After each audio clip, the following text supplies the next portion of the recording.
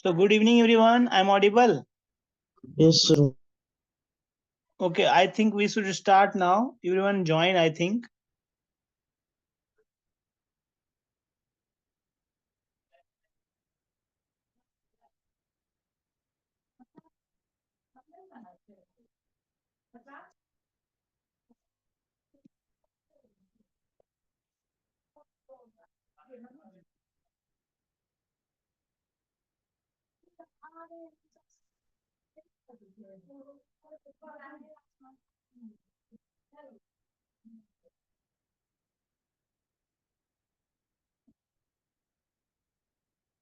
So guys, today we will see some good questions on combined rotation and translation, and then we will start concept of pure rolling. And pure rolling is something basically dynamics of a circular combined rotation and translation.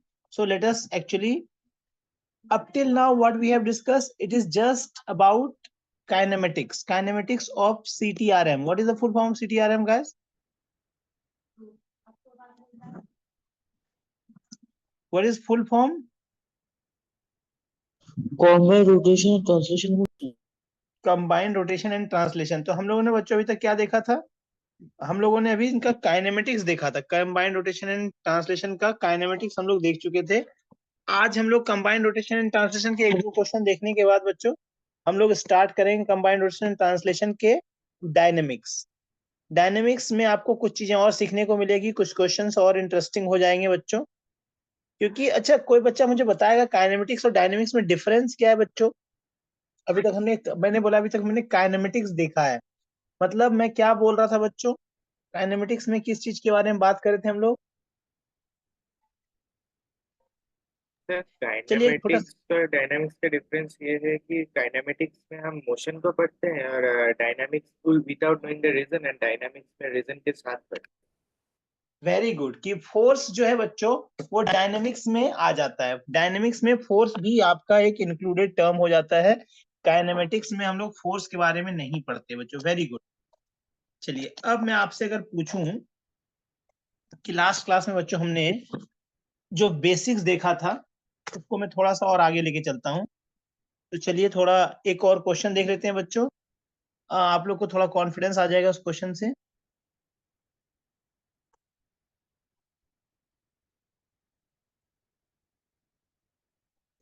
चलिए question ध्यान से सुनिएगा बच्चों। ये मेरा एक body है, ये एक रिजिड बॉडी है। अब ये रिंग डिस्क कुछ भी हो सकता है बच्चों, अभी मैंने इसको स्पेसिफाई नहीं किया, बाद में इसको रिंग डिस्क स्फीयर कुछ भी ले सकते हैं, ठीक है ना? इसके बारे में कुछ इन्फॉर्मेशन दे दूं मैं। रेडियस इसका आर है बच्चों, और ये घूमता है। घूमते घूमते घूमते कैसे घूम रहा है बच्चों? ऐसे घूम रहा है। घूमते घूमते घूमते किसी पॉइंट यहाँ पर आता है, and it is making angle theta. Angle बच्चों थीटा बनाता है। तो मैंने आपको ये चीजें लास्ट क्लास में बताई थी कि जब ये A B C D 4 point पे, लास्ट क्लास की डिस्कशन को थोड़ा सा रिपीट अगर मैं कर दूं तो बच्चों आप लोग को याद होगा, इस पॉइंट पर, इस पॉइंट पर, इस पॉइंट पर और इस पॉइंट पर वेलोसिटी क्या होती थी बच्चों? को बच्चा मुझे बताएगा बच्चों इस पॉइंट पे वेलोसिटी क्या थी सीटीआरएम में? इस पॉइंट पे वेलोसिटी जल्दी से बता दीजिए, जल्दी से। ए पर, ए पर, ए पर क्या क्या बोलूं? बोलिए बोलिए। आर ओमेगा, और आर ओमेगा तो बच्चों रोटेशन की वजह से थी। और सेंटर ऑफ मास का अगर वेलोसिटी 20 में था तो VCOM था ना, दोनों समेशन था ना Yes, बच्चों, दोनों आई कैप के लॉन्ग था ना। यहाँ पे क्या था बच्चों, बी पॉइंट पे कोई बच्चा बताएगा मुझे? सर VCOM आई कैप माइनस ओमेगा जे कैप। अच्छा, वेरी गुड बच्चों, आपने बोला कि VCOM सर हमेशा ये होगा आपका आई कैप के लॉन्ग, इसमें कोई शक नहीं बच्चों, ये होगा आपका VCOM आई कैप के लॉन्ग। बट यहाँ पे आर ओमेगा सर इस तरफ नहीं होगी, क्योंकि सर आर ओमेगा की डायरेक्शन तो यहाँ पर इस तरह से हो गई, जिसको मैं R omega minus J cap भी लिख सकता हूँ। ठीक है बच्चों, अब यहाँ पे कोई बच्चा बताएगा मुझे, सी पर जल्दी जल्दी। VCOM माइनस ओमेगा आई कैप। वेरी गुड बच्चों, तो यहाँ पे VCOM राइट साइड था, आर ओमेगा लेफ्ट साइड था, दोनों का यहाँ पे बच्चों क्या, यहाँ पे आपका फिर से आर ओमेगा इस तरफ है बच्चों, VCOM तो इधर था। इन चीजों की बात हम कर चुके थे बच्चों, थोड़ा सा इसी डिस्कशन को आगे बढ़ाते हुए, ये एक इंटरेस्टिंग रिजल्ट आपका, ये जेई एडवांस का क्वेश्चन बन सकता है आगे आने वाले समय में, तो मैं बताता हूँ। जो 500 प्रॉब्लम सेलेक्टेड बाय आपके डीसी पांडे का एक अच्छा प्रॉब्लम है ये। तो बच्चों ये देखिए क्या क्वेश्चन, आपको जब पार्टिकल यहाँ पे आ गया था बच्चों, तो इसकी कुछ वेलोसिटी होगी भी। ठीक है बच्चों, मान लीजिए यस। इसकी वेलोसिटी कुछ भी थी यहाँ पे, इसकी वेलोसिटी भी थी, मैं इस भी को भी पी बोलता हूँ, क्योंकि आपका सेंटर ऑफ मास की वेलोसिटी बच्चों भी थी, सेंटर ऑफ मास की वेलोसिटी भी थी, और प्योर रोलिंग हो रहा था, कंडीशन आपको दी हुई थी, प्योर रोलिंग हो रहा है, ये कंडीशन आपको दी हुई है बच्चों। आपको बताना क्या है, सुनिएगा ध्यान से, आपको बताना था बच्चों इस क्वेश्चन में कि एक्सप्रेशन बताना था आपको कि वेलोसिटी का एक्सप्रेशन इस पॉइंट पर क्या होगा, रिजल्टेंट वेलोसिटी इस पॉइंट पर क्या होगी, और if you find the velocity, तो आप बताइए बच्चों कि इस पार्टिकल ने, जब ये यहां से बच्चों, ये यहां से स्टार्ट करके, मान लो पी से स्टार्ट करके ये पहुंचता है वापस यहाँ पर, जब ये पहुंचता है बच्चों, एक सेकेंड, जब ये यहाँ पे वापस पहुंचता है बच्चों, तो पाथ कैसा होगा इसका बच्चों, कुछ ऐसा पाथ होगा ना इसका, साइक्लोइडल पाथ। साइक्लोइडल पाथ होगा इसका बच्चों। मैं यस ये बोल रहा हूँ कि इस साइक्लोइडल पाथ के द्वारा ट्रेवल किया गया लेंथ वापस पी पॉइंट यहाँ पे पहुंच जाए बच्चों अगर, अच्छा इसको आर, मैं पी, इसको आर बोलता हूँ बच्चों। तो ये डिस्टेंस कितना ट्रेवल किया है, ये दो चीजें निकालनी है बच्चों, एक वेलोसिटी निकालनी है VP आपको जनरल पॉइंट पे आफ्टर टाइम टी, और एक बच्चों बतानी है कि जब ये एक कंप्लीट रोटेशन कंप्लीट करेगा, तो how much distance it will travel. चलिए जल्दी से ट्राई कीजिए तो बच्चों क्वेश्चन। सर, VP निकालना होगा आफ्टर टाइम टी। हाँ, VP जनरल टाइम टी के लिए निकाल दीजिए, ठीक है ना। Okay sir. चलिए, find VP as a function of time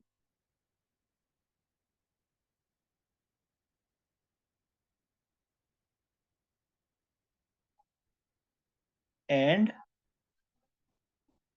also find total distance traveled by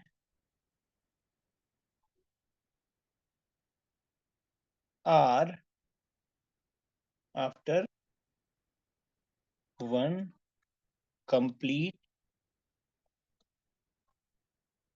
revolution।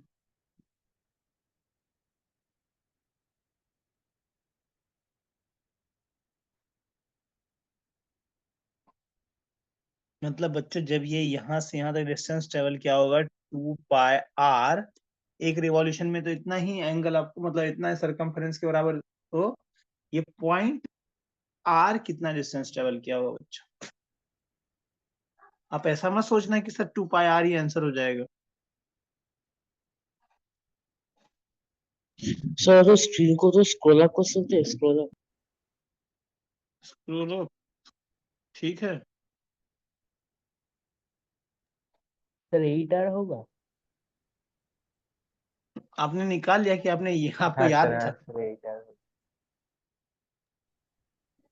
निकाल दिया सारे बच्चों ने। और वेलोसिटी क्या होगी पॉइंट पी की,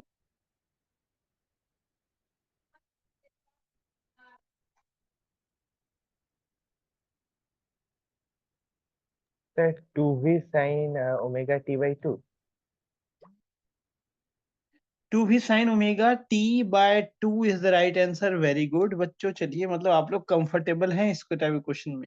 आप लोगों ने पहले ट्राई किया था क्वेश्चन क्या बच्चों? अभी ट्राई किया यस फर्स्ट सर टाइम? किया है, पहले ये किया है। यस सर किया है। Very good. जो बच्चे किए हैं बच्चों वो तो आसानी से कर लेंगे, इसलिए आपको practice is most important thing. जो बच्चे नहीं कर पाए हैं उनके लिए ध्यान से सुनिए। आपको और टाइम चाहिए क्या? 1-2 मिनट, जो बच्चे पहली बार ट्राई कर रहे हैं।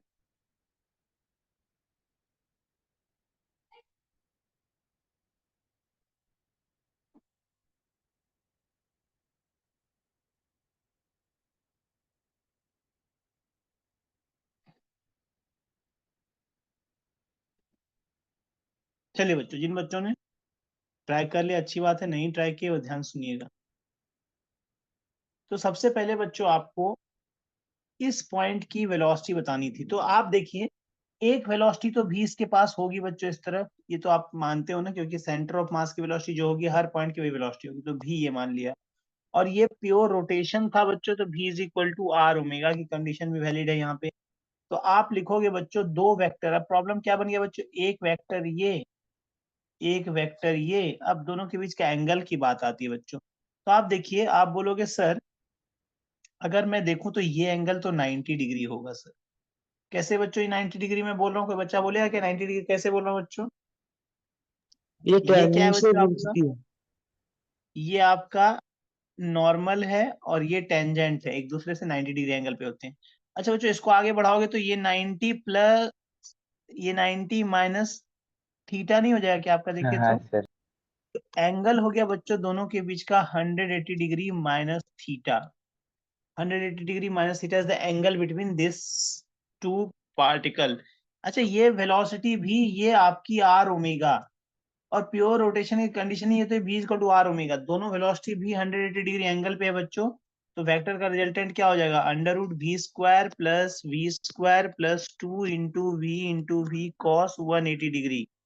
तो यहाँ से बच्चों आप लिख सकते हैं 2v² माइनस सर 180 2v² और 180 minus theta. Minus theta, 180 minus theta बच्चों, क्योंकि एंगल तो एंगल बिटवीन देम ना।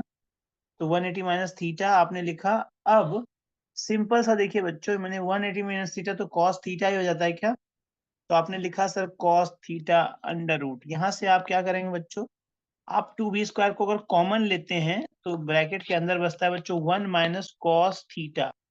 1 माइनस कॉस थीटा को आप लोग आसानी से 2 साइन स्क्वायर थीटा/2 लिख सकते हैं। किसी को कंफ्यूजन हो तो 1 को साइन स्क्वायर, देखिए बच्चों मैं 1 माइनस कॉस थीटा को लिख रहा हूं 2 साइन थीटा/2। अगर किसी को कंफ्यूजन होगा तो वो बच्चे कैसे लिख सकते हैं, मुझे बताओगे आप लोग? अगर बच्चों मैंने कैसे डायरेक्टली लिखा 1 माइनस दिस, तो आप लिख सकते हैं बच्चों इसको sign square theta plus cos square theta minus cos theta ना बच्चों। साइन स्क्वायर थीटा प्लस, या तो आप एक काम और कर सकते हो, इससे शॉर्टकट है आपको। आपको बच्चों 2 साइन थीटा/2 लिखना है ना, 2 साइन थीटा/2 लिखना है। तो क्या करोगे बच्चों? फॉर्मूला होता है cos square theta minus sine square theta, cos square minus sine square theta cos 2 theta होता है ना बच्चों। ये फॉर्मूला आपको याद होगा, ठीक है बच्चों? यस तो मैंने यस इसको लिखा 1 माइनस साइन स्क्वायर थीटा, और ये minus sine square theta, 2 sine square theta हो गया क्या बच्चों? Is equal to cos 2 theta. आपको क्या करना था? 1 माइनस कॉस 2 थीटा का फॉर्मूला ही हमने लिख दिया बच्चों 2 साइन स्क्वायर थीटा। अब अगर थीटा को थीटा/2 से रिप्लेस करूं तो डायरेक्टली आपको ये रिजल्ट मिल जाएगा बच्चों। तो under root 2v² into 2 sine square थीटा/2, बाहर ब्रैकेट से निकालोगे तो बच्चों क्या आ जाएगा आपका? 2 2 2 या 4 का 2 आया, v साइन थीटा/2। अच्छा, कोई बच्चा इसको ऐसा भी लिख सकता है कि सर थीटा तो मेरा ओमेगा इंटू टी है, क्योंकि डी थीटा/dt जो सर मेरा होता है वो तो ओमेगा होता है। तो कोई बच्चा इसको 2v साइन ओमेगा t/2 भी लिख सकता है, ठीक है बच्चों? और प्योर रोलिंग में ओमेगा की वैल्यू क्या होती है बच्चों?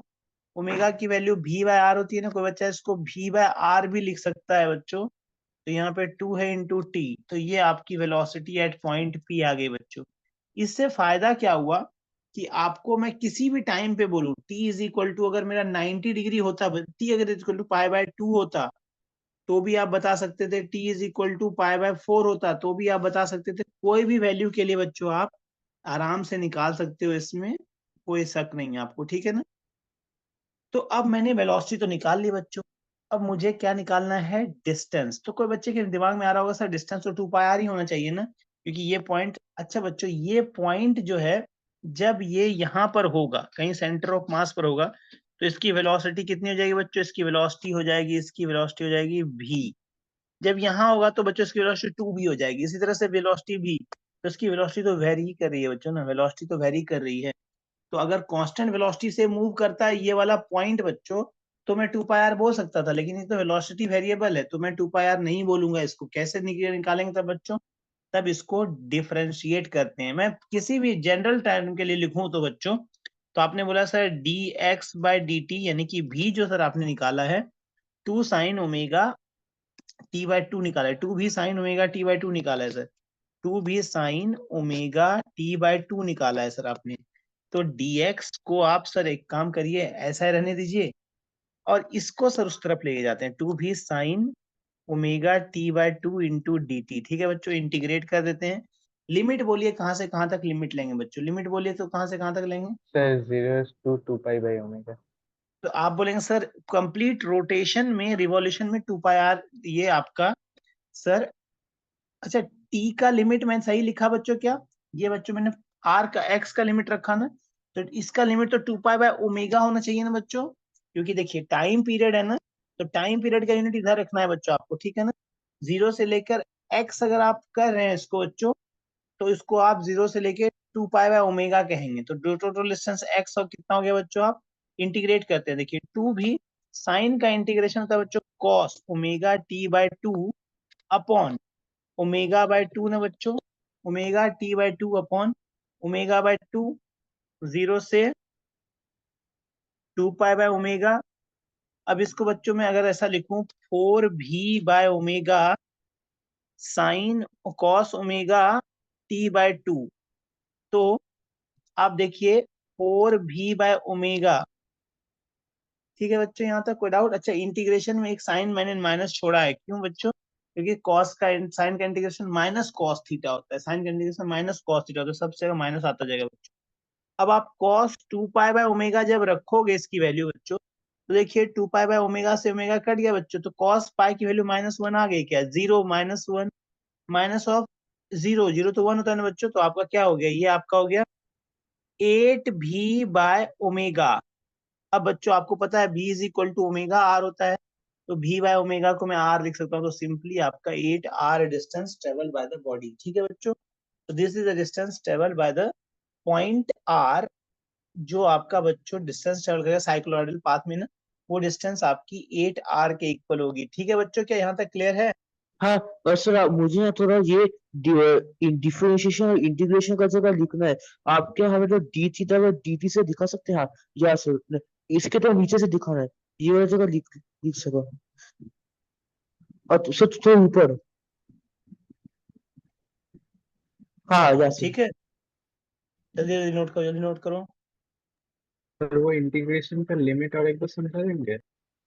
हाँ लिमिट बच्चों मैंने कैसे लिया देखिए, आपका, अब मान लीजिए सपोज करिए कि आपने यहाँ से स्टार्ट किया था, तो t इज इक्वल टू 0 था, क्या है बच्चों ये, जी सर। जब कंप्लीटली यहाँ पे आया, डिस्टेंस आपने कितना ट्रेवल किया बच्चों, 2 पाई आर डिस्टेंस ट्रेवल, इस पॉइंट ने, अगर मैं बोलूं कि एक रिवॉल्यूशन में इस सर्कल ने कितना डिस्टेंस ट्रेवल किया, 2 पाई आर क्या हुआ ट्रेवल बच्चों। जी सर। तो डिस्टेंस क्या है बच्चों आपका, s कितना है, 2 पाई आर है ना बच्चों, ठीक है, डिस्टेंस 2 पाई आर है। मुझे टाइम चाहिए बच्चों, मुझे टाइम चाहिए, तो मैं टाइम को कैसे लिखूंगा जरा बताइए, तो मुझे कोई बच्चा बताएगा क्या, मैंने टाइम को कैसे लिया। तो आपको पता है बच्चों ओमेगा इंटू टी होता है थीटा, ठीक है बच्चों, ये तो पता है सबको ना। अच्छा अच्छा, हाँ जी सर। तो बच्चों टी की वैल्यू में थीटा बाय ओमेगा लिखता, लेकिन एक कंप्लीट रिवॉल्यूशन में कितना थीटा हो गया बच्चों मेरा, 2 पाई। इसीलिए मैंने 2 पाई बाय ओमेगा लिया बच्चों, कोई डाउट क्या। नहीं सर। क्योंकि देखिए मुझे टी की लिमिट रखनी थी, अगर मुझे एक्स की लिमिट रखनी थी, 0 से 2 पाई आर रख लेता मैं, बट एक्स को एक्स ही रखते हैं बच्चों हम लोग। तो डायरेक्टली देखिए, सबसे इंपॉर्टेंट इंटीग्रेशन में होता है ये किसके रिस्पेक्ट में आप इंटीग्रेट कर रहे हो। टी के रिस्पेक्ट में कर रहे हो तो लिमिट टी का रखोगे। अगर एक्स के रिस्पेक्ट में करते आप तो एक्स की लिमिट बच्चों कहाँ से कहाँ तक कर सकते हैं, एक्स 2πr होता है, ठीक है ना। अगर कोई बच्चा वेलोसिटी के रिस्पेक्ट में डिफरेंशिएट करता है तो वेलोसिटी की लिमिट रखता है। समझ आ रहा है बच्चों आपको। ये जी सब चीजें मैथ में जब आप इंटीग्रेशन पढ़ोगे और भी अच्छे होंगे बच्चों आपको, और फिजिक्स में और आपको मजा आएगा। तब आपको समझ में अच्छा सर ने इसलिए वहां पे -π/2 से π/2 लिया था। तब आपको समझ में आएगी अच्छा फिजिक्स तो हमारा बहुत इंटरेस्टिंग है। फिर अच्छा सर ने इसलिए वहां पे 0 से 2π/ω लिया था। अगर ओमेगा की लिमिट रहती ना बच्चों, अगर ओमेगा की लिमिट रहती तो मैं 2π/t लेता। आप समझ में आया बच्चों क्या आपको? अगर यहाँ पे डी ओमेगा रहता अगर आपका, तो 2π/t लेता। मेरी बात समझ में आ रही है आपको? जी सर। अगर यहाँ पे मैं डी ओमेगा लिख दूं बच्चों तो लिमिट में 0 से 2π/t ले लूंगा। अब ये मत सोचना कि बच्चों ये टाइम की लिमिट है, नहीं बच्चों। 2π/t तो ओमेगा की लिमिट है। Are you getting my point? इसलिए 2π/ω टाइम की लिमिट हो जाती है, ठीक है बच्चों। तो इससे मैंने जी आपको एक्सप्लेन कर दिया इस मेथड में। चलिए आगे बढ़े। चलो नोट कर लिया आपने बच्चों, नोट कर लिया क्या? हाँ लास्ट ये नीचे नोट करिए। जल्दी से करिए नोट बच्चों।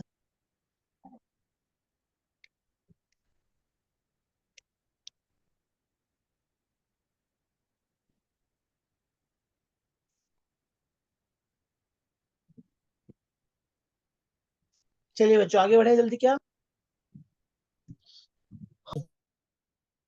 चलिए अब हम आज स्टार्ट करने जा रहे हैं बच्चों। अच्छा मैं अभी प्योर रोलिंग पे आऊंगा, लेकिन पहले एक छोटा सा टॉपिक है बच्चों, dynamics of combined translation and rotational motion. तो मैंने डायनेमिक्स ऑफ सर्कुलर मोशन बताया था, किसी बच्चे को याद है क्या? डायनेमिक्स ऑफ सर्कुलर मोशन में मैंने कुछ लिखा था, अगर किसी बच्चे को याद हो तो मुझे बहुत अच्छा लगेगा। डायनेमिक्स ऑफ सर्कुलर मोशन मैंने लिखा था, उसके बाद कुछ पॉइंट लिखे थे। अच्छा आपको मैं 1 मिनट देता हूँ, रेफर कर लीजिए पुराना पुराना नोट्स रेफर कर लीजिए। डायनेमिक्स ऑफ सर्कुलर मोशन में मैंने, किसी बच्चे ने अगर थॉरली नोट्स बनाए हैं तो मुझे डायनेमिक्स ऑफ सर्कुलर मोशन का पहला पॉइंट बताइए क्या लिखा था मैंने। याद करिए बच्चों। The force doesn't centripetal force doesn't change kinetic energy or speed. ठीक है बच्चों, तो वहां पे मैंने फोर्स की बात करी थी ना, एफ एक्सटर्नल की बात करी थी। याद करिए मैंने लिखा था बच्चों वहां पे mv²/r, ऐसा लिखा था ना वहां पे बच्चों। मैंने एक्सटर्नल फोर्स की बात की थी, तो यहाँ पे बच्चों मैं फोर्स को लिखता हूँ एम, एफ एक्सटर्नल बच्चों एम ए होगा। लेकिन यहाँ पे आपको ध्यान रखना है बच्चों, जब आप एफ एक्सटर्नल लिख रहे हो ना तो एम ए जो लिखते हैं बच्चों हम लोग, वो एक्सेलरेशन किसका लिखते हैं? सेंटर ऑफ मास का एक्सेलरेशन लिखते हैं बच्चों। एक्सटर्नल फोर्स जो है सेंटर ऑफ मास को एक्सेलरेट करने के लिए हेल्पफुल होता है, ठीक है बच्चों। अब इसी तरह से आपको दो इंपॉर्टेंट पॉइंट मैं लिखने जा रहा हूँ, आपको इस पे ध्यान रखना है जब भी आप डायनेमिक्स ऑफ सर्कुलर मोशन के क्वेश्चन को डील करें। एक तो टॉर्क बच्चों, तो टॉर्क मैंने बोला था, टॉर्क में सिंपली आई एल्फा नहीं लिखूंगा। टॉर्क किसके अबाउट लेना चाहिए मुझे बच्चों? सेंटर ऑफ मास के अबाउट लेना चाहिए। क्यों सेंटर ऑफ मास के अबाउट लेना चाहिए टॉर्क? कोई बच्चा बताएगा मुझे, टॉर्क मुझे सेंटर ऑफ मास के अबाउट क्यों लेना चाहिए बच्चों? क्योंकि सर देखिए, कोई भी अगर बॉडी होगी सर, तो सर अगर आप सेंटर ऑफ मास के बाद टॉर्क लेते हैं ना सर, तो mg जो है सर इससे पास करती है सर, नॉर्मल सर इससे पास करती है सर, तो दो का तो एलिमिनेट हो जाएगा सर आपका नेट टॉर्क। तो सर सेंटर ऑफ मास से अगर टॉर्क लेते हैं ना, तो मेरी मैक्सिमम चीजों को सर हम लोग एलिमिनेट कर सकते हैं। लेकिन कभी कभी बच्चों, मैं आपको आज ही क्लास में दिखाऊंगा, कभी कभी सेंटर ऑफ मास आपको के अबाउट टॉर्क क्वेश्चन को लेंदी बनाता है बच्चों। सुनिएगा ध्यान से सारे बच्चे कंसंट्रेशन के साथ। कभी कभी क्वेश्चन में जब सेंटर ऑफ मास के अबाउट टॉर्क ले रहे हैं बच्चों ना, तो प्रॉब्लम अननेसेसरली 2-4 स्टेप आगे बढ़ जाता है, लेंदी हो जाता है बच्चों। तो उस टाइम मैं आपको एक शॉर्टकट ट्रिक बताता हूँ बच्चों। एक शॉर्टकट पॉइंट है बच्चों, आपको ढूंढना चाहिए ऐसा पॉइंट बच्चों जो आपका हिंज हो। मैंने हिंज बताया था, हिंज के अबाउट टॉर्क लेते थे बच्चों, लेकिन सर हिंज के अबाउट तो सर हम देख चुके थे। तो यहाँ पे सर इस हिंज का कुछ अच्छा नाम दे दे तो अच्छी बात होगी। तो हम उसको नाम देते हैं बच्चों इंस्टेंटेनियस एक्सिस ऑफ रोटेशन। क्या मैं बोल रहा हूँ बच्चों? Instantaneous axis of rotation. इसको मैं बार बार नहीं लिखूंगा बच्चों, इतना बड़ा, IAR लिखता हूँ बच्चों शॉर्ट में, इंस्टेंटेनियस एक्सिस ऑफ रोटेशन। तो ये क्या होता है बच्चों, आई जिस पॉइंट के अबाउट आप इंस्टेंटेनियस एक्सिस ऑफ रोटेशन ले रहे हो ना बच्चों, इंस्टेंटेनियस एक्सिस उसी पॉइंट के अबाउट आप आई लोगे, मोमेंट ऑफ इनर्शिया उसी पॉइंट के अबाउट लोगे। तो इसका मतलब बच्चों क्या है, मैं आपको आगे आने वाले क्वेश्चन में क्लियर कर दूंगा। यहां तक क्लियर है बच्चों ये पॉइंट आपका। डायनेमिक्स ऑफ सर्कुलर मोशन में मुझे एक्सटर्नल फोर्स को mass into acceleration of center of मास लिखना चाहिए। टॉर्क सेंटर ऑफ मास के अबाउट ले रहे हो तो अच्छी बात है बच्चों, वो आपका होगा I center of mass into alpha. अगर आप सेंटर ऑफ मास के अबाउट टॉर्क लिखने से थोड़ा लेंदी प्रॉब्लम हो रहा है, तो आप टॉर्क किसके अबाउट लिखोगे बच्चों, इंस्टेंटेनियस एक्सिस ऑफ रोटेशन के अबाउट, जिसको लिखते हो I instantaneous axis of rotation into alpha बच्चों। अब मैं एक क्वेश्चन आप लोग से डिस्कस करना चाहता हूँ, जो बच्चों HC वर्मा का सॉल्व एग्जाम्पल है, बट हम लोग इसमें कुछ और चीज सीखेंगे। तो मैं आपको एक क्वेश्चन से स्टार्ट करता हूँ डिस्कशन आज का। कस आपको ध्यान से क्वेश्चन को ट्राई करना चाहिए बच्चों, क्योंकि इस क्वेश्चन को ट्राई करने से आपको दो तीन चीजें समझ में और आएंगी बच्चों।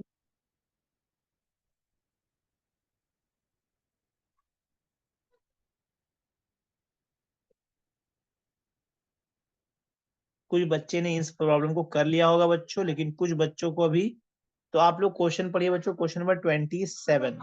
क्वेश्चन नंबर 27, मैं इसमें और सब सारी चीजें इंक्लूड करने वाला हूँ बच्चों, बट अभी आप क्वेश्चन नंबर 27 पढ़िए बच्चों। वेटिंग रूम में भी हैं क्या? तो आप लोग के सामने स्क्रीन आ रहा है बच्चों, आप लोग पढ़ पा रहे हो क्वेश्चन? कौन सा क्वेश्चन बोला मैंने पढ़ने के लिए आपको?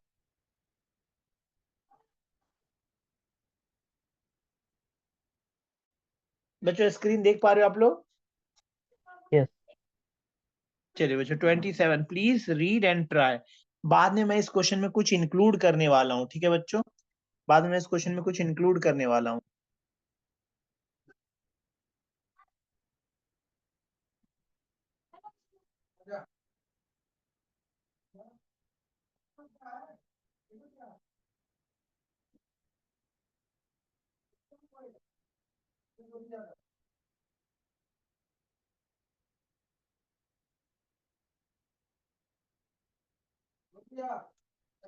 एक्सेलरेशन ऑफ सेंटर ऑफ मास मैं बाद में इसमें आपसे निकलवाऊंगा बच्चों, फ्रिक्शन भी मैं बाद में, फ्रिक्शनल फोर्स भी निकलवाऊंगा इससे मैं आपसे, तो आसानी से आप निकाल पाओगे। तो ये आपको एडिशनल पॉइंट में बता दिया, जिन बच्चों ने एक्सेलरेशन के लिए ट्राई कर लिया है वो फ्रिक्शनल फोर्स भी निकाल लें। और मैं इसमें आपको और एक पॉइंट पूछ सकता हूँ बच्चों, मैं आपको एंगुलर एक्सेलरेशन पूछ सकता हूँ अल्फा, एंगुलर एक्सेलरेशन अल्फा पूछ सकता हूँ।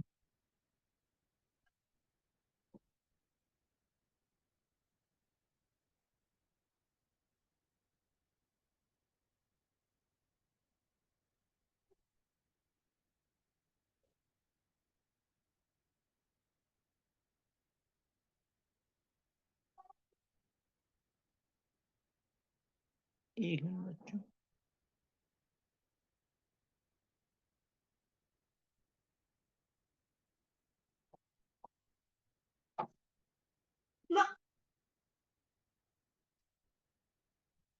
चलिए बच्चों जल्दी से ट्राई करिए।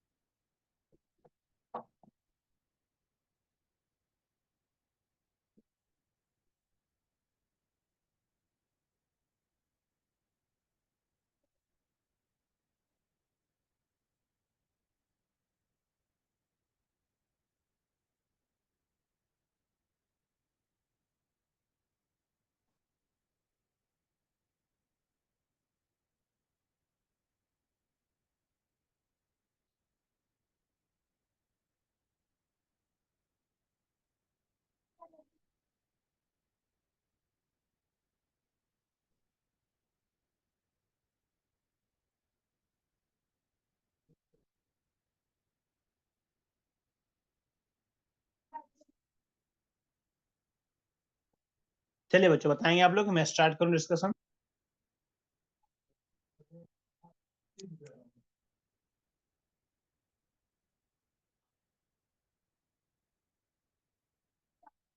चलिए बच्चों, फर्स्ट क्वेश्चन हम लोग मिलके करते हैं, सेकंड क्वेश्चन मैं आपको दूंगा, आप खुद ट्राई करेंगे, ठीक है बच्चों? सुनिएगा ध्यान से सारे बच्चे, अगर आपको ट्राई कर रहे हो तो अच्छी बात है, नहीं ट्राई कर तो सुनिएगा साथ। देंगे। और 1 मिनट, जी सर। चलिए ले लीजिए, बिल्कुल।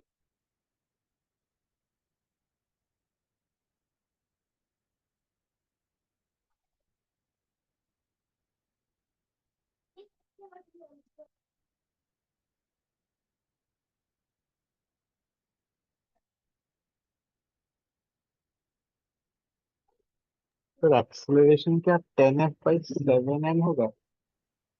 10F/7M is the right answer बच्चों, बिल्कुल सही है। देखिए, So friction, 10F/7M is the right answer. so चलिए frictional बच्चों सुनिए force सारे बच्चे, 3F/7. फ्रिक्शन फोर्स 3F/7, वो तो बच्चों अब आपका ये एक्सप्रेशन सबका 10F/7M आया ना। Yes, sir. चलिए बच्चों, अब सुनिए सारे बच्चे ध्यान से, जिन बच्चों ने कर दिया है वो भी सुनिएगा, जिन बच्चों ने नहीं किया है वो तो सुनिएगा ही सुनिएगा बच्चों, ठीक है ना? तो मैं सबसे पहले यहाँ पे दो चीजें बताना चाहता हूँ बच्चों आपको, कि यहाँ पर आपको फोर्स किसके अबाउट दिया हुआ है। आपको फोर्स बच्चों यहाँ पे दिया हुआ है ना, फोर्स बच्चों यहाँ पे दिया हुआ है ना।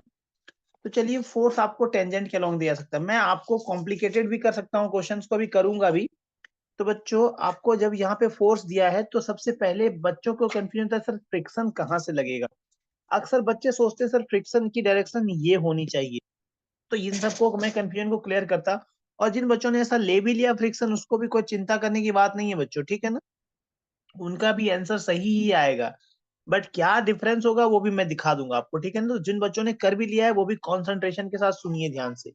तो मैं बोलना चाह रहा हूँ बच्चों कि इस क्वेश्चन में सबसे पहली बात क्या लिखनी है आपको, कि नेट फोर्स जो एक्सटर्नल फोर्स है बच्चों, वो होता है आपका mass into acceleration of center of मास, ठीक है बच्चों? तो मैंने बोला एक चीज, कि एक्सटर्नल फोर्स, किसी किसी बच्चों को लग रहा होगा कि सर एफ ही सिर्फ लग रहा है, नहीं बच्चों सुनिए ध्यान से। If sphere rolls without slipping, इसका मतलब है ये बच्चों एनफ रफ है, दिस इज एनफ रफ। और ये आपको बात क्वेश्चन में भी की गई है बच्चों, देखिए, a force tangentially at a highest point of a sphere of mass m kept on a rough horizontal surface on a rough horizontal plane। Rough horizontal plane मतलब यहाँ पे फ्रिक्शन होगा ही होगा बच्चों। अब फ्रिक्शन होगा तो फ्रिक्शन की डायरेक्शन सर कैसे लेंगे, तो ध्यान से देखिएगा बच्चों। अच्छा, ये वाला फोर्स क्या इसको ऐसे रोटेट करना चाहेगा क्या बच्चों? हाँ या ना, देखो तो, ये वाला फोर्स क्या इस वाले स्फेयर को ऐसे रोटेट करना चाहेगा क्या बच्चों? जब ये ऐसे रोटेट करना चाहेगा तो ये नजदीक का पॉइंट जो ग्राउंड के कांटेक्ट में होगा, इसकी टेंडेंसी होगी बच्चों जाने की इस तरफ, टेंडेंसी होगी जाने की इस तरफ। तो फ्रिक्शन रिलेटिव मोशन या इंटेंशन ऑफ मोशन को अपोज करता है, तो फ्रिक्शन लगेगा इस तरफ। पहली बात तो क्लियर होगी। सर अगर हमें नहीं पता चला फ्रिक्शन इस तरफ लगेगा तो क्या क्वेश्चन में गलती हो जाएगी? क्वेश्चन में गलती नहीं होगी बच्चों, क्वेश्चन फिर भी बनेंगे, लेकिन पहले मैं आपको सही मेथड से समझाता हूँ, फिर मैं आपको गलत मेथड बता दूंगा। तो कोई बच्चा बोलेगा सर फ्रिक्शन अभी मैंने इधर ही लिया है आपके बताने के अकॉर्डिंग, क्योंकि सर आपने बोला कि फोर्स इधर लगा रहे हैं तो ये ऐसे रोटेट होगी सर, इस वाले पॉइंट को जब ऊपर हमने किया तो उसकी टेंडेंसी है जाने की सर इस तरफ, फ्रिक्शन इस तरफ लगा। तो बच्चों पहला इक्वेशन क्या लिखना चाहेंगे, सारे बच्चे बोलेंगे मुझे, पहला इक्वेशन क्या लिखना चाहोगे बच्चों? कैपिटल एफ, इस फ्रिक्शन को स्मॉल एफ लिया बच्चों, plus small f is equal to mass into acceleration of center of mass, mass into acceleration of center of मास।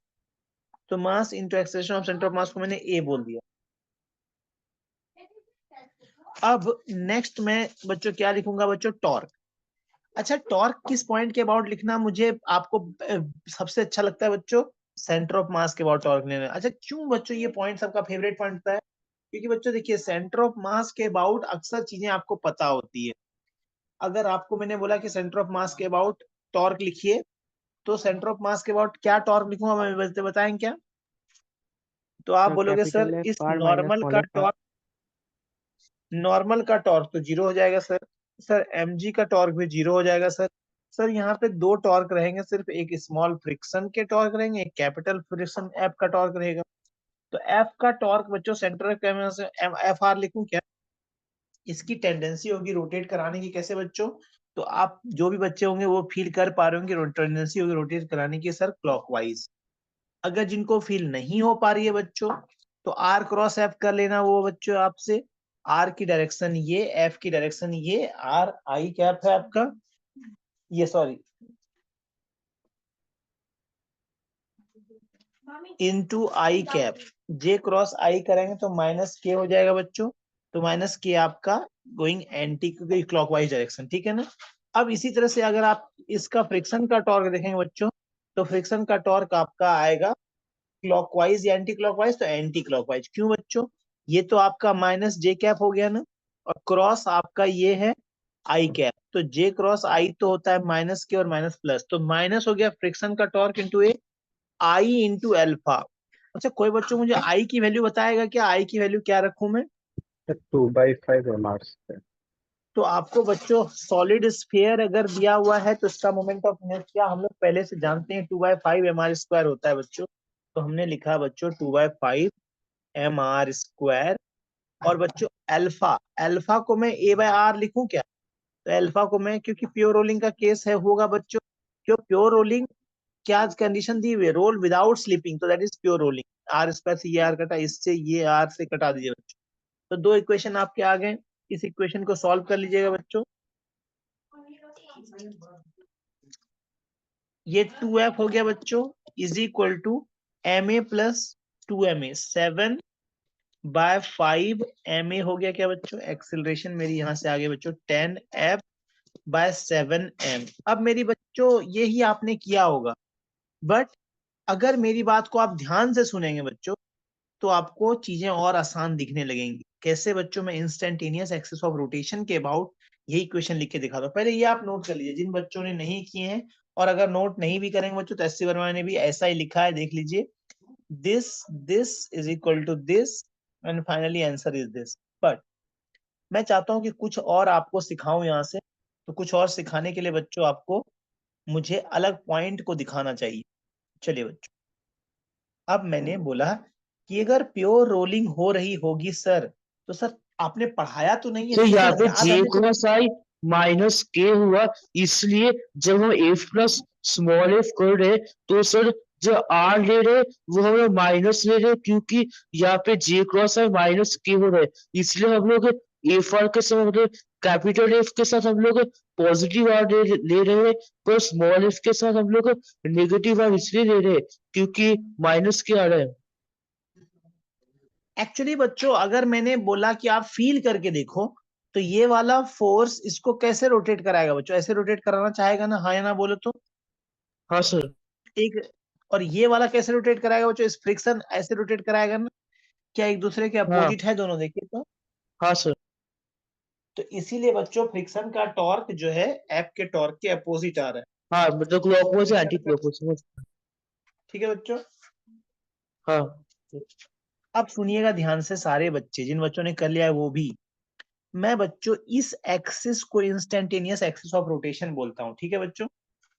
इस एक्सिस को क्यों इंस्टेंटेनियस एक्सिस ऑफ रोटेशन? वो पॉइंट है बच्चों या जहां पे सिस्टम आपका मोमेंटरली रेस्ट में होता है। और सर आप तो बता चुके हैं हमें कि सर वेलोसिटी यहाँ पे भी, यहाँ पे आर ओमेगा सर मोमेंटरली ये पॉइंट रेस्ट में हो सकता है। क्या इतनी बात समझ में आई बच्चों? इसको मैंने क्या बोला? Instantaneous axis of rotation. क्या क्लियर है ये point?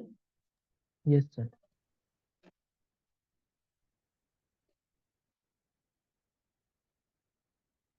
Everyone what is IAR?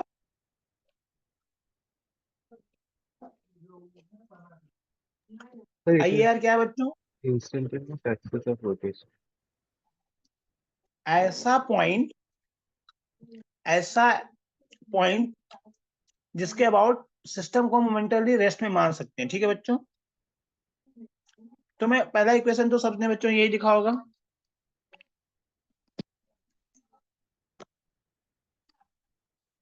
ठीक है। अब मैं, जिन बच्चों ने फ्रिक्शन नहीं कैलकुलेट किए थे वो मुझे बताओ कि फ्रिक्शन कितना आया था। तो आप बोलेंगे सर फ्रिक्शन तो आसान है, plus mass into acceleration sir, acceleration मेरा आया 10F/7m सर, तो यहाँ पे फ्रिक्शन की वैल्यू आ गई F माइनस 10F/7। मैंने उल्टा लिख दिया बच्चों, मुझे लिखना चाहिए 10F/7 माइनस दिस। तो एक बच्चा मुझे आंसर बता रहा था, आई थिंक आप यही बोल रहे थे ना, देखिए तो 3F/7 ये बोले थे आपने, जी सर यही है। Yes. ठीक है। तो चलिए बच्चों, आपका आंसर बिल्कुल सही था, लेकिन मैं आपको यहाँ पे एडिशनल पॉइंट क्या बताने वाला हूँ, इंस्टेंटेनियस एक्सिस ऑफ रोटेशन के अबाउट टॉर्क लेंगे।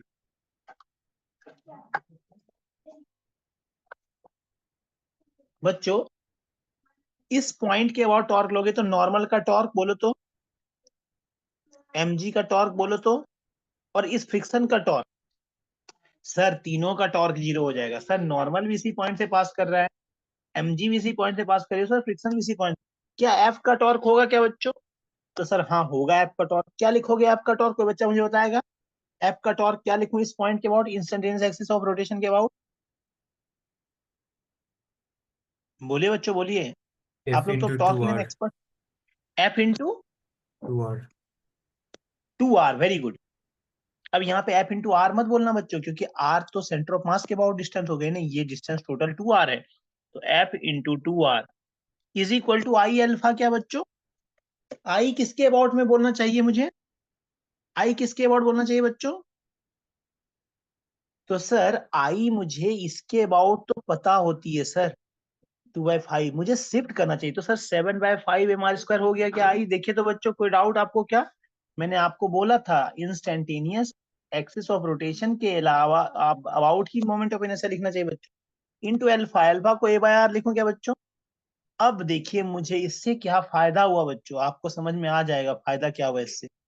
ये r² से एक r कटा, इससे r से एक r कटा बच्चों, तो आपकी एक्सिलरेशन की वैल्यू बच्चों डायरेक्टली आ गई क्या, 10F/7m, विदाउट इस इक्वेशन को यूज किए, विदाउट सब्ट्रैक्शन बच्चों। सिर्फ मैंने क्या किया, अब जरा ध्यान से सुनिएगा सारे बच्चे मेरी बात, मैंने अगर सिर्फ इस क्वेश्चन को सॉल्व करना था ना, एक लाइन में क्वेश्चन सॉल्व हो गया आपका बच्चों। ना आपको ये लिखना पड़ा, सुनिएगा ध्यान से, ना आपको ये लाइन लिखनी पड़ी। देखिए मैं क्या क्या एलिमिनेट कर पा रहा हूँ, इसको भी कट कर दिया मैंने, इसको भी कट कर दिया, इस कैलकुलेशंस को कट कर दिया, इस कैलकुलेशन को कट कर दिया बच्चों, मतलब एक लाइन में आंसर। कैसे बच्चों, अब सीखते हैं हम लोग। मैंने ट्रांसलेशन की बात ही नहीं की, रोटेशनल इक्विलिब्रियम। क्या बच्चों, मैं F इंटू 2R लिखूंगा टॉर्क को, क्या इंस्टेंटेनियस एक्सिस ऑफ रोटेशन के about moment of inertia 7/5 mr² है क्या बच्चों, इंटू अल्फा a/r है क्या? तो इससे ये कट गया बच्चों, एक r से ये r कटा, तो एक्सेलरेशन की वैल्यू डायरेक्टली नहीं आ गई बच्चों, 5 इंटू 2 10F/7m। बोलिए ये आपका आसान था कि पिछले वाला आसान था, बोलिए तो बच्चों। सर ये सर वाला। ये वाला। तो बच्चों मुझे आपको यही बताना है कि आपका एग्जाम में जो पूछे टू द पॉइंट आपसे आंसर आ जाए। एक्सेलरेशन पूछा था मैं, लेकिन हाँ एक ध्यान रखने वाली बात है बच्चों, आप टॉर्क उस पॉइंट के अबाउट लिखना। कभी बच्चे गलती क्या करते हैं, मैंने देखा है बच्चों, क्लास में क्वेश्चन देता हूँ ना, F इंटू 2R बच्चों ने लिख दिया, और हड़बड़ी में बच्चों वो 2/5 mr² लिखते हैं। क्या ये सही लिखना है क्या, मैं आप हाँ सबसे सर, पूछता हूँ, क्या गलती है इसमें बच्चों, गलती मोमेंट क्या ऑफ है? इनर्शिया। मोमेंट ऑफ इनर्शिया आपने सेंटर ऑफ मास के अबाउट लिख दिया, ये तो गलत हो गया सर। सर आपने तो बताया था कि अगर टॉर्क ले रहे हैं इंस्टेंटेनियस एक्सिस ऑफ रोटेशन के अबाउट सर, तो आई भी मुझे सर IAR के अबाउट लिखना चाहिए। इस बच्चे ने तो सर आई को गलत लिख दिया है, दैट इज वाई इसका आंसर नहीं आएगा। तो बच्चों इसमें सावधानी यही बरतनी है, इंस्टेंटेनियस एक्सिस ऑफ रोटेशन को भूलना नहीं है, मोमेंट ऑफ इनर्शिया भी उसी के अबाउट लिखनी है बच्चों, ठीक है। आगे बढ़े। अब बच्चों जिनको अल्फा कैलकुलेट करना था बच्चों, अल्फा तो पता है प्योर रोटेशन में बच्चों A is equal to alpha into R होता है। तो बच्चों जस्ट इससे आप एक R डिवाइड कर दो, अल्फा आ जाएगा बच्चों आपका। मेरी बात क्लियर हुई क्या आपको? हाँ मेरी बात क्लियर हुई। चलिए एक क्वेश्चन प्रैक्टिस के लिए देता हूं आपको, ये क्वेश्चन तो थ्योरेटिकल था आपका, एक क्वेश्चन प्रैक्टिस के लिए देता हूं, सुनिएगा ध्यान से बच्चों सारे।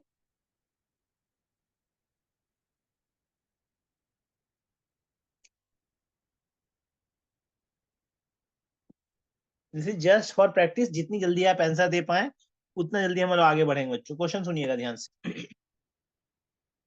इस बार मेरा बच्चों एक हमने डिस्क लिया है, क्या लिया है हमने बच्चों?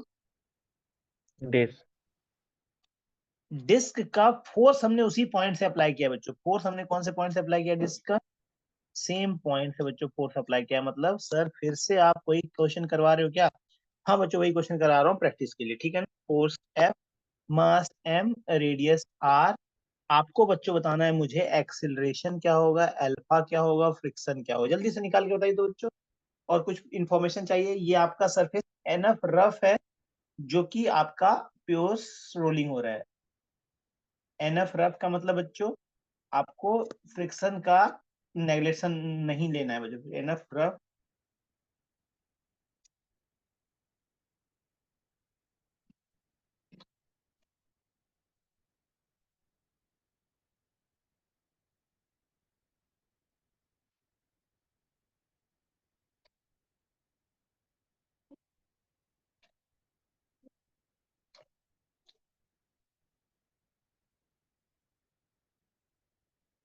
Sir, 4f by 3m. हाँ सर मेरा भी दोस्त। 4F bye 3m.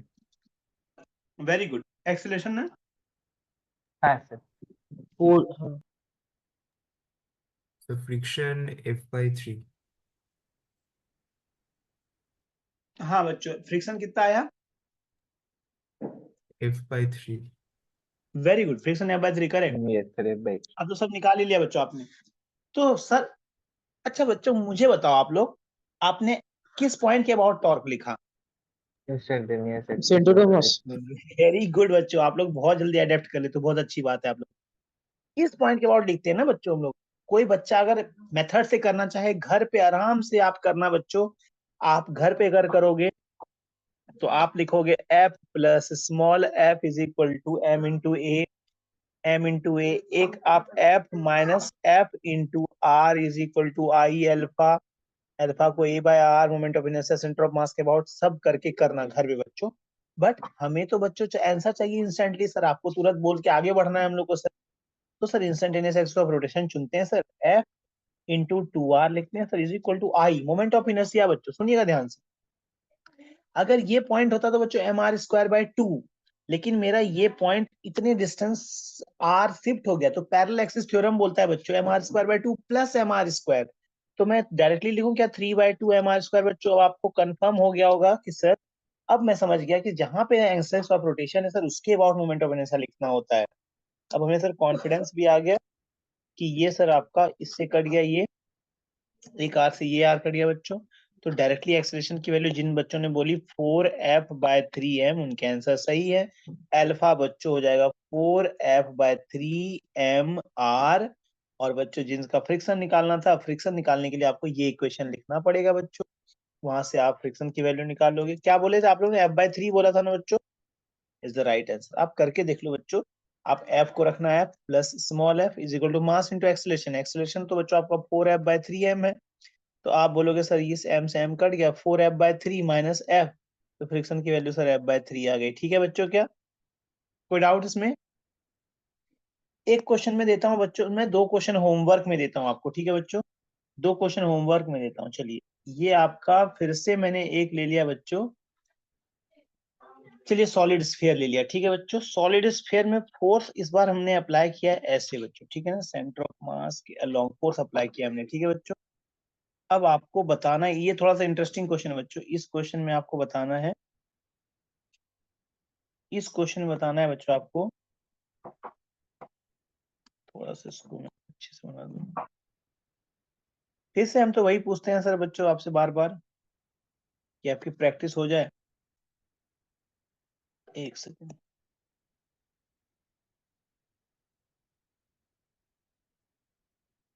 पहला पॉइंट है बच्चों आपको इसमें निकालना है acceleration of center of mass, alpha निकालना है, और फ्रिक्शन भी बता ही देना मुझे। ठीक है, तीन क्वेश्चन बच्चों इसमें है। और एक क्वेश्चन और पूछता हूँ बच्चों, अब ध्यान से सुनिएगा। ये आपका एक डिस्क है बच्चों। डिस्क से आपने दो प्लैंक कनेक्ट किए बच्चों, अपर प्लैंक लोअर प्लैंक। अपर प्लैंक और लोअर प्लैंक दोनों एनफ रफ है बच्चों। ये प्लैंक नंबर 1 है, प्लैंक नंबर 2 है बच्चों, प्लैंक 2 P2 मतलब प्लैंक 2 बच्चों, ठीक है ना। इसका मास m, रेडियस r है। आपको बच्चों ये सरफेस दोनों एनफ रफ दी गई है, दिस इज एनफ रफ। अच्छा एक को स्मूथ दे दूं क्या? ये दोनों को रफ देता हूँ, रुकिए। दोनों को बच्चों एनफ रफ देता हूँ। एनफ रफ है सरफेसेस दोनों आपकी, एनफ रफ है बच्चों दोनों सरफेस आपका। तो आपको इस केस में बच्चों एक्सेलरेशन बताना है, इस केस में आपको फ्रिक्शन बताना है। फ्रिक्शन तो दो फ्रिक्शन हो जाएंगे बच्चों, F1 और F2। तो दो फ्रिक्शन हो जाएंगे बच्चों, आपको F1 और F2 बताना है। और इसी में बच्चों आप एक काम और करो,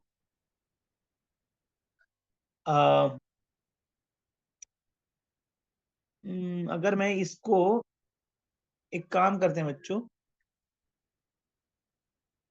अपर ब्लॉक पे फोर्स मैंने F लगा दिया, अगर मान लीजिए ये फोर्स आपको दिया हुआ है F फोर्स होगा, ठीक है ना। एक बार क्वेश्चन को मैं एक बार चेक कर लेता हूँ, आप इक्वेशन जो लिखेंगे उसके हिसाब से। सर अपर पहले ब्लॉक पे वाले फोर्स, क्वेश्चन पे सेव किया है वो। हाँ बच्चों पहले वाले क्वेश्चन में सर वो सेव आपको किया है। से पहले वाले क्वेश्चन का क्या बोला मैंने बच्चों? Solid sphere, okay solid sphere है बच्चों, ठीक है ना। सॉलिड स्फीयर है। और दूसरा वाला बच्चों आपका डिस्क है, दूसरा वाला आपका डिस्क है। डिस्क में बच्चों आपको यहाँ पे फोर्स F अप्लाई किया अपर वाले प्लैंक को बच्चों, ठीक है ना। तो अपर वाला प्लैंक चलेगा बच्चों, आपका सरफेस एनफ रफ है। तो आपको बताना है बच्चों कि फ्रिक्शन एंड एक्सीलरेशन क्या होगी, फाइंड एक्सीलरेशन एंड फ्रिक्शन, ठीक है बच्चों। ये तो होमवर्क में दे दूं क्या आप लोग को मैं? सर वो हाँ पहले सर क्वेश्चन का सर हाँ हाँ आंसर बोलिए क्या बोलिए। 5F/7 और एक्सीलरेशन 5F/7। पहले वाले का आंसर भी निकाल दिया आपने, क्या बोला आंसर बताइए तो? Sir 5F/7। 5F by sir 7M। 5F/7 M, ये सर ये। और फ्रिक्शन सर फ्रिक्शन तो निकालना निकल है ही सर, जाएगा बच्चों। 5F/7 होगा, 5F/7 होगा। 5F/7 is the right answer. अब ये क्वेश्चन घर पे ट्राई कर लेना बच्चों, ठीक है ना।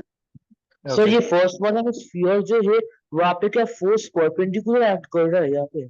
यस, फोर्स ऐसे आप लगा रहे हो, ठीक है ना। ठीक है। ओके चलिए बच्चों, आज के लिए इतना रखते हैं। थैंक यू बच्चों।